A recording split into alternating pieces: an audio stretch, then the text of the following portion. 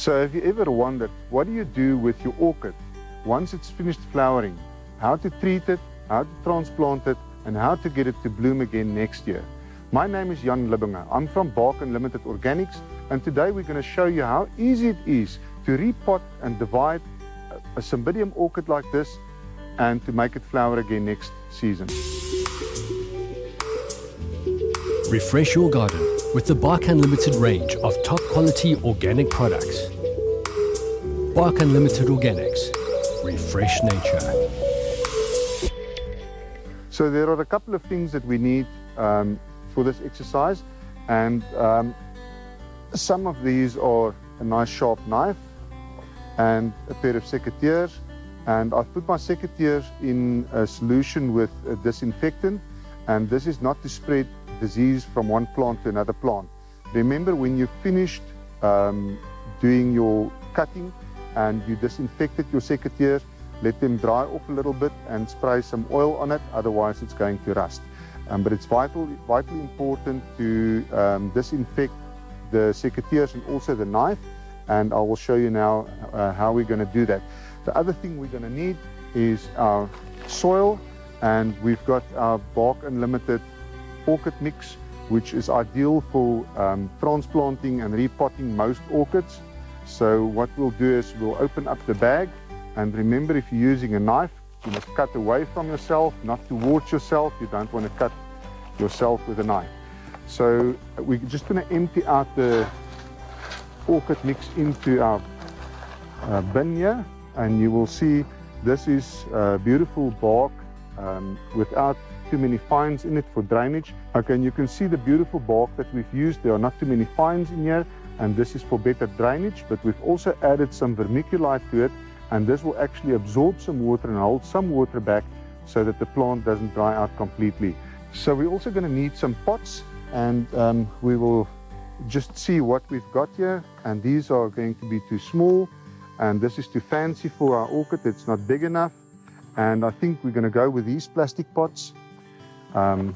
They're nice and big, and they've got enough space to hold some growing medium and to hold the plant once we've divided it. Right, so we need to remove the plant from the pot, and you can see this is very root bound, it's bulging. So we'll just squeeze it a little bit like that, and then hopefully it will come out.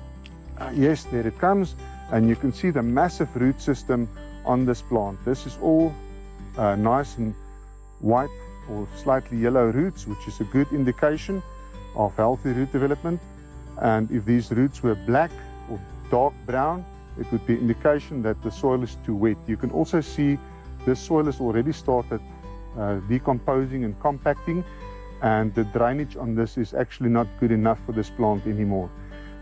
So we're going to cut away most of these roots, because once we divide this plant, all these roots are going to die off, and the plant will actually develop new roots. So we will remove about half of these roots, and what we're going to do, we'll lie it flat on the bench.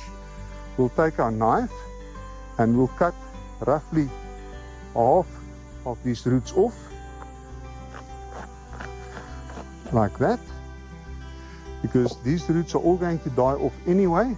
Okay, so now we're going to find the middle of the plant like that, and we will split this plant into two equally big parts, and this is a bit of a tough task to do. And we will also loosen up some of these roots and just remove the old soil. And what we can do now, like I've said, most of these roots are going to die off. There are a couple of good roots. So we'll take our secateurs and remove some of these roots, as they going to die off anyway and cause maybe a bit of rotting going on there if there's too many of them. So we'll just leave some of the roots. A lot of people will take these little bulbs off. These are called back bulbs, and they will actually, if you take them off and you plant them separately into a pot, they might develop a new plant, but that plant will take about 3 to 4 years before it goes into flower. These bulbs are all connected to the new growth, and there's still food stored in these bulbs. So we will leave these on to aid our new plants and supply food to them. So this is the one. And then we're just going to do there's a small section that came off. So we'll plant that in a separate pot. And this we will try and keep intact. And we will just remove some of the roots and cut away a few more roots like that. Remove some of the old soil, all the loose roots must come off. And we can even take off these dead leaves, and you can just pull them off. You don't need to cut them off. Tidy it up a bit, and that looks nice. So we'll just grab it by the leaves like this, and then we will take our soil and start filling up our pot. And this is our orchid mix from Bark Unlimited Organics, and you can put a lot of material in there. And then we're going to place our plant in the center of the pot and just fill up around it. And remember, these plants like to be in a semi-shaded area. They don't want to be in full sun, as the leaves will get burned. And you only need to water them about twice a week in summer and once a week in winter, as they don't like a lot of water. And we can just firm it down a little bit. And you can see the level of the growing medium is just above the root system. So we don't cover the bulbs with the growing medium, with the orchid mix, because then they might rot and die back. So it's vital that you get the level correct. And that's the one. And we can quickly do the other one.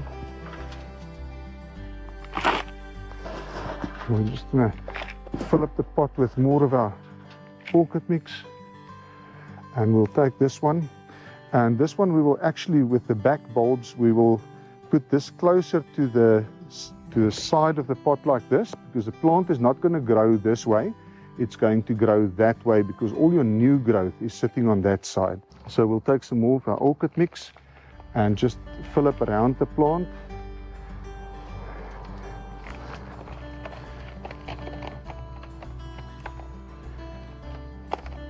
And again, we must just get the level right. We're not going to cover the bulbs with our orchid mix.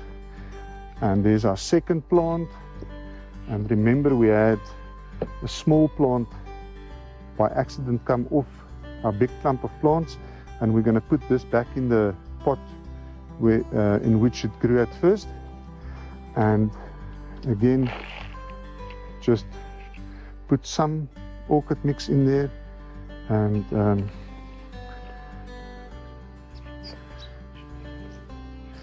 And we'll just fill that up.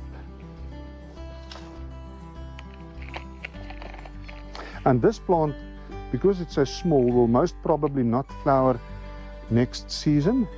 It will only flower in about a year or two from now. But the other two plants, the two bigger ones, will definitely reward us next winter with some beautiful flowers. So this is how easy it is to divide and repot a Cymbidium orchid. If you ever thought it was difficult, just watch this video again, follow my instructions, and you can also repot your Cymbidium. And like I've said, this will reward you with beautiful flowers next winter. So for more information on our products and our videos, go to our website at www.barkunlimited.co.za. And you can also watch all our other videos on our YouTube channel. Don't forget to subscribe to the channel, and you will be notified of new videos. And also, if you found the information in this video useful and you like the video, remember to hit the like button. Refresh your garden with the Bark Unlimited range of top quality organic products. Bark Unlimited Organics. Refresh nature.